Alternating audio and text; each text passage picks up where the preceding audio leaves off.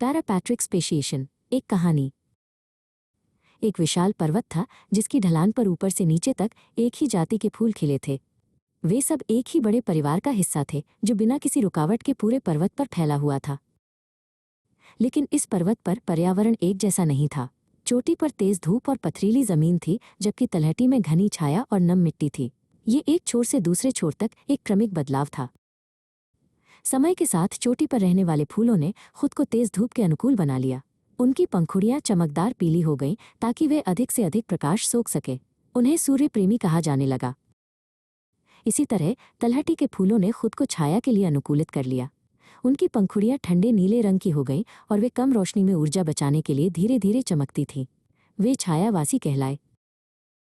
पर्वत के बीच में, जहां ढलान न तो बहुत धूप वाली थी और न ही बहुत छायादार, पीले सूर्य प्रेमी और नीले छायावासी एक दूसरे के काफी करीब रहते थे। उनके बीच कोई दीवार या नदी नहीं थी और वे आपस में परागण कर सकते थे। जब एक पीले और एक नीले फूल के बीच परागण होता तो उनसे एक नए तरह का फूल पैदा होता था। ये फूल हरे रंग का था, जो पीले और नीले रंग का मिश्रण था। इन्हें मध्यमार्गी कहा जाता था। लेकिन इन हरे फूलों के लिए जीवन कठिन था। वे न तो तेज धूप में पनप पाते थे और न ही घनी छाया में। वे अपने माता पिता की तुलना में कमजोर थे और अक्सर जीवित नहीं रह पाते थे। धीरे धीरे फूलों ने एक सबक सीखा। पीले सूर्य प्रेमी फूलों ने केवल दूसरे पीले फूलों के साथ परागण करना पसंद करना शुरू कर दिया। इसी तरह नीले छायावासी फूलों ने दूसरे नीले फूलों को प्राथमिकता दी। ऐसा करके वे अपने बच्चों को कमजोर होने से बचा रहे थे। हजारों साल बीत गए। यह प्राथमिकता एक नियम बन गई।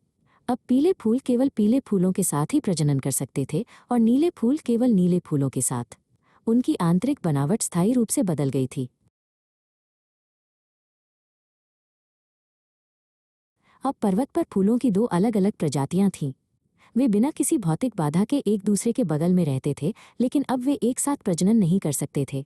इस प्रक्रिया को, जहां एक निरंतर आबादी से पर्यावरण में बदलाव के कारण नई प्रजातियां बनती हैं, पैरापैट्रिक स्पेशिएशन कहा जाता है।